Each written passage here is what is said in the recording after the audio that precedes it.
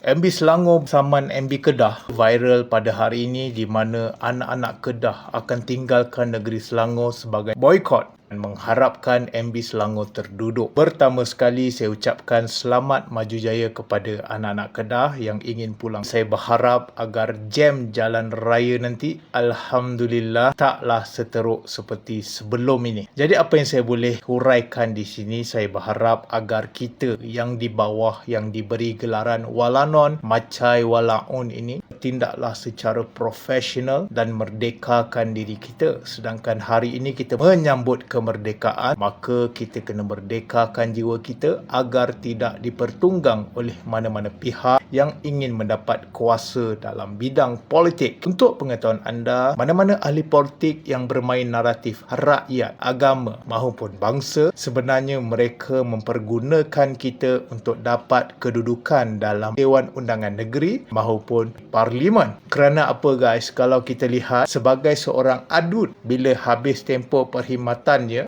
maka dia layak untuk dapat pencen ketika melepasi syaratnya. Maksudnya orang macam kita kalau masuk politik yang tak kerja kerajaan ni, bila kita dapat serve satu penggal, kita dapat pencen setiap bulan seperti orang kerajaan. Oleh kerana itu, orang politik akan pergunakan pelbagai helah untuk dapat pikat pengundi. Sebab itulah wujudnya parti-parti politik yang bermainkan naratif kaum dan juga agama. Seperti dalam perniagaan, ada yang menggunakan elemen agama untuk cepat dapat penjualan. Kalau kita lihat pada masa lalu, kita ada kismis doa, laris jualannya. Ini kerana kita boleh perkatakan kepada orang, kita membeli sambil bersedekah. Begitu juga dalam politik. Bila anda undi kami, bukan anda sekadar tolong kami, tapi anda mendekatkan diri dengan syurga untuk dapat pahala. Dan untuk menjadikan naratif kita thrill dan sangat hebat, kita masukkan elemen mengkafirkan orang lain. Kalau anda tak undi saya, percayalah anda akan jadi ahli neraka. Ini adalah antara naratif yang dimainkan oleh sesetengah pihak hanya kerana untuk memuaskan nafsu serakah di dalam politik. Jadi saya seru kepada hamba-hamba di bawah seperti saya supaya berfikir secara rasional. Tak kira anda seorang yang pandai maupun yang kurang pandai, kita kena tahu pertahankan diri kita daripada diperbodohkan oleh manusia yang hanya fikirkan masa depan diri sendiri. Tak percaya? Cuba lihat kalau ada ahli politik yang menang dalam pilihan raya dan namanya tidak dicalonkan menjadi exco maupun menteri besar, bila ada keluar perkataan seperti merajuk dan sebagainya, dari situ sudah terbukti beliau berjuang bukan untuk agama tapi untuk kedudukan nafsu politik dalam negara Malaysia. Ini kerana bila lagi besar jawatan kita, maka